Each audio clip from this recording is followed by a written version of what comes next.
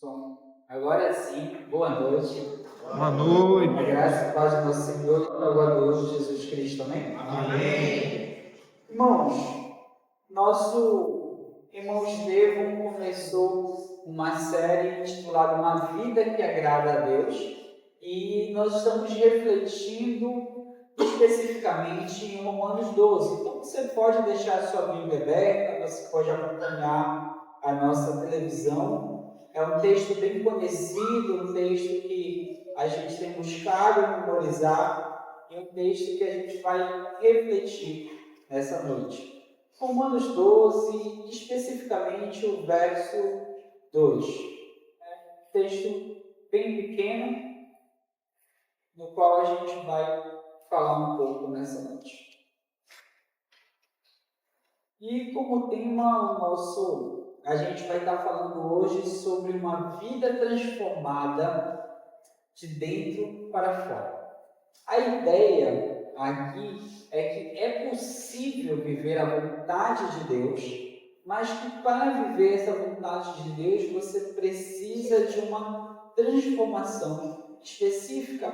A minha tradução, ela começa: e não vos conformeis com esse mundo, mas transformai-vos pela renovação da mente, para que possam experimentar qual é a boa, agradável, perfeita vontade de Deus.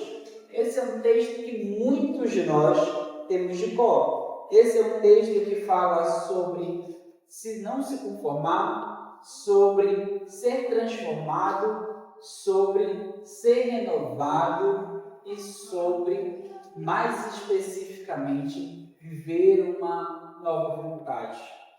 Quando a gente começa a refletir sobre especificamente a vontade de Deus, eu percebo, meus irmãos, que muita gente quer saber qual é a vontade de Deus. Muita gente pergunta se as coisas são da vontade de Deus. Mas nós estamos dispostos a viver a vontade de Deus? É a minha reflexão nessa noite. Nós estamos dispostos a aceitar quando a vontade de Deus não é a nossa? É o que a gente vai começar a discutir nessa noite. Porque quando a vida aperta, quando a vontade de Deus, quando a gente fica confuso, quando a gente está, de certo modo, precisando de uma resposta, como é que a gente se comporta mediante a vontade de Deus?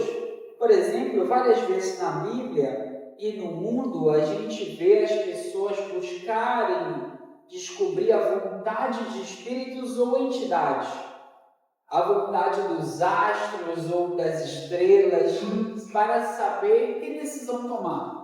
Quantas pessoas, antes de sair de casa, elas não leem o horóscopo? Quantas pessoas não dão uma olhadinha no que o seu plano astral, do que o seu signo tem de característica para aquele mês, para aquele ano? Quantas pessoas não esperam alguma vontade relativa a isso? E é interessante, por exemplo, que a gente vai para além. Tem gente que lê as mãos, mas vê o destino que está nas mãos. Eu lembro que quando eu era criança, e criança era muito noveleiro, numa época que não tinha série no YouTube, não tinha nada, tinha alguma novela que era... Aí me fugiu o nome, mas irmãos vão lembrar, né? Que tinha a... Tá, não vou lembrar. Não vou lembrar o nome da novela. Faz muito tempo que eu não sou criança. O tempo começou a pesar aqui. Mas eu lembro que tinha uma personagem, uma protagonista, que ela tomava o chá na xícara, ou o café na xícara, e de como ficava a borra do café ali, a outra ali, o destino dela. Lembrei, o clone, novela antiga. Então, essa ideia de saber a vontade das forças superiores, ou de um ser cósmico, ou de algo mais alto que nós, está inerente ao ser humano. Nós, como cristãos, não acreditamos nisso. Nós acreditamos na vontade de Deus. Nós acreditamos na vontade revelada de Deus. Mas a pergunta é: Até que ponto acreditamos? É o que nós vamos estar falando nessa noite. Tem uma tradução que a minha NVT ela diz: não imitem o comportamento e os costumes deste mundo, mas deixem que Deus os transforme por meio de uma mudança em seu modo de pensar, a fim de que experimentem a boa, agradável e perfeita vontade de Deus para vocês. Que tradução preciosa! Quando a gente começa aqui, eu quero colocar que o primeiro ponto, o primeiro grande perigo é você viver no molde desse mundo. É isso que esse texto começa falando. Não imitem o comportamento do mundo, porque há um comportamento a ser imitado. Há um comportamento comum, padrão desse mundo. E, irmãos, o mundo ele tem um molde.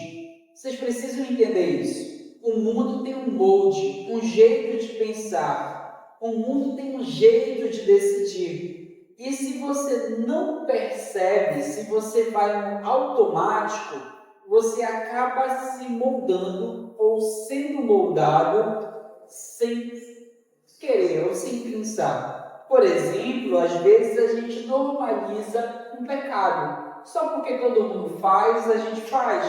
Às vezes a gente vive para consumir ou só para trabalhar. Às vezes a gente quer resolver tudo pela raiva. Bateu, levou. Quem fala, a gente fala mais alto. Às vezes a gente faz as coisas pela mentira ou pela vingança. Às vezes a gente cria filhos sem tempo e sem a presença. Às vezes a gente evita a dor da maturidade espiritual. Às vezes a gente é inconstante. Tudo isso é uma moldagem do mundo. Só que eu quero chamar a atenção aqui a uma coisa.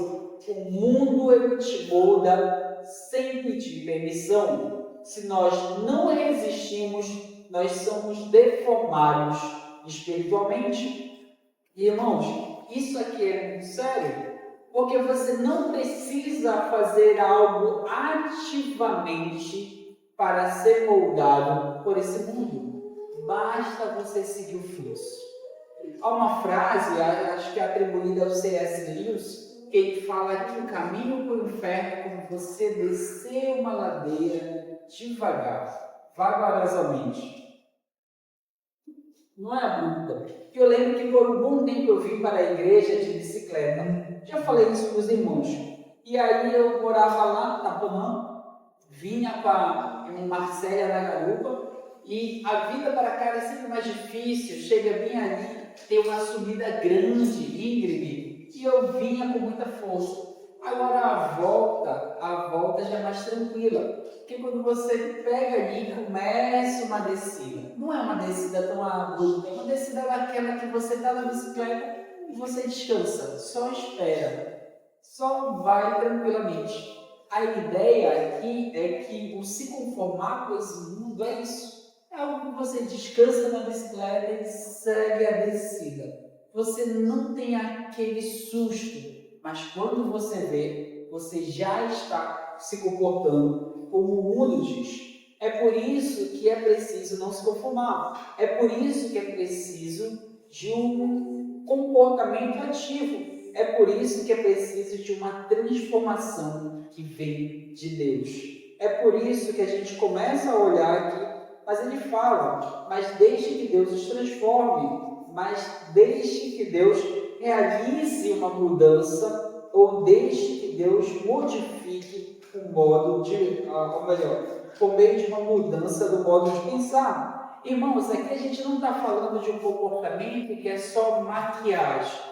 A gente não está falando de uma mudança aparente, uma mudança de visual. A gente não está falando de passar um verniz para ficar mais bonito. A gente está falando de uma profunda mudança que precisa ocorrer pela mudança da vossa mente. Aqui a gente está falando de uma metamorfose, uma transformação.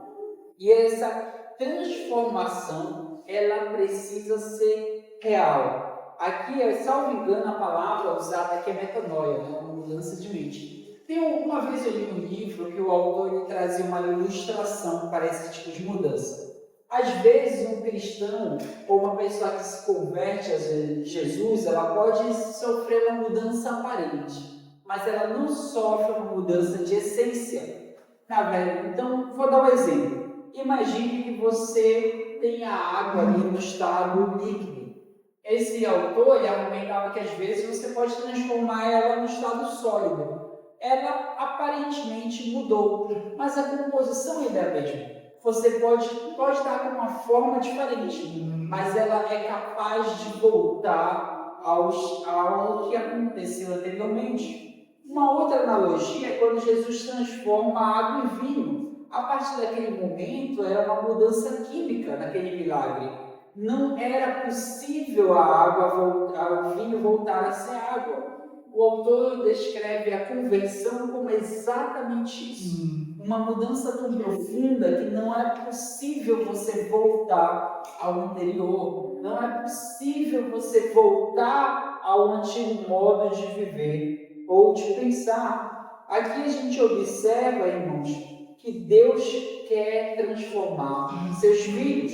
Ele quer uma mudança real, profunda e contínua. O Espírito Santo ele não quer melhorar seu comportamento. O Espírito Santo quer renovar a sua alma. Quando a gente observa isso, vai acontecer pela obediência a Deus Pai, pelo amor ao Deus Filho, pela submissão ao Deus Espírito. A gente vai colocar isso de maneira prática na renovação da nossa mente. Mas, irmãos, para renovar a nossa mente, nós precisamos consumir aquilo que é capaz de renovar a nossa mente, a palavra de Deus. Um bom exemplo disso é a fé. É lendo pouco a pouco, vendo as promessas, crendo e assimilando isso que a nossa alma vai se modificando. Mas eu queria citar alguns exemplos aqui de alguns irmãos. Algumas pessoas elas não permitem que Deus as transforme. Consequência, elas se tornam cristãos imaturos.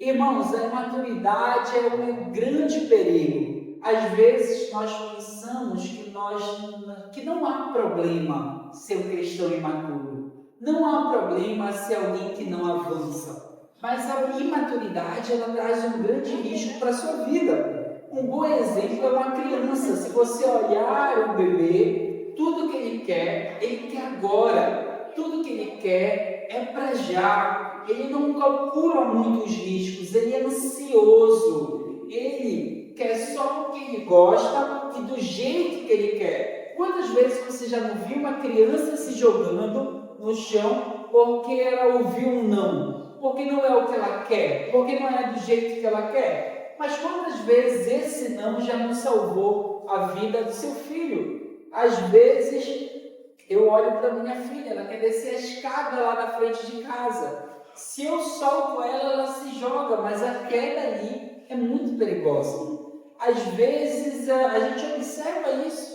Se você deixar seu filho de 2, 3 anos comer só o que ele quer, ele não passa mais de 1 ano vivo. Não é possível que a criança viva mais 2 anos. Irmãos, tem cristãos que são assim, imaturos, inconsequentes. Por quê? Porque não querem amadurecer, porque não querem pagar o preço da maturidade. E quanto risco essas pessoas trazem para a sua vida, para a sua família e para os seus filhos. Outro bom exemplo disso, outra consequência da imaturidade, fora a ansiedade, é o melindre, sabe? E essa é uma consequência que é difícil falar, porque em algum aspecto da nossa vida, em algum grau, todos nós acabamos sendo melindrosos.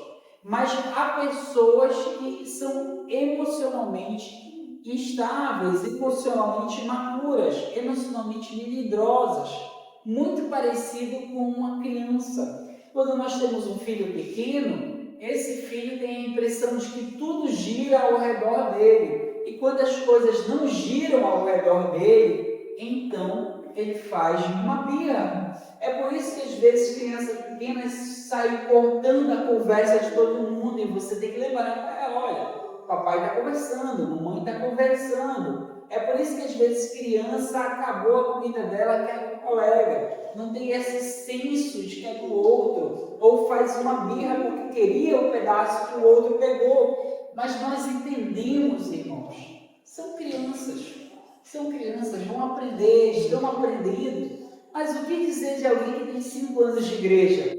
O que dizer de alguém que tem 10 anos de batista? O que dizer de alguém que vem aqui domingo após domingo faz 3 anos? Quando uma pessoa pensa que tudo é com ela, ou uma pessoa melindrosa, se alguém não falou com ela, olha assim, puxa, hoje o pastor nem falou comigo, né? A pessoa já olha assim, irmão, ela se passou direto, deve ter, será que eu fiz alguma coisa? Já está chateado comigo. Às vezes, irmãos, ela não pensa que o pastor chegou agoniado para começar o culto, foi ver se as coisas estão no lugar, irmão, ela tem que ligar o som. Não pensa. Às vezes nós criamos limites para nós, sabe? Eu conheci uma pessoa que todo domingo ela falava que o pastor estava mandando recado para ela. Era certo. Todo domingo ela falava. Eu convivi com essa pessoa e eu tive a oportunidade de ver 3 pastores diferentes na igreja dela. Todos os 3 falavam da vida dela. Na cabeça dela, alguém estava denunciando a vida dela para o pastor. Não era Deus, não era a Bíblia, não era o Espírito Santo. E, irmãos, era sério.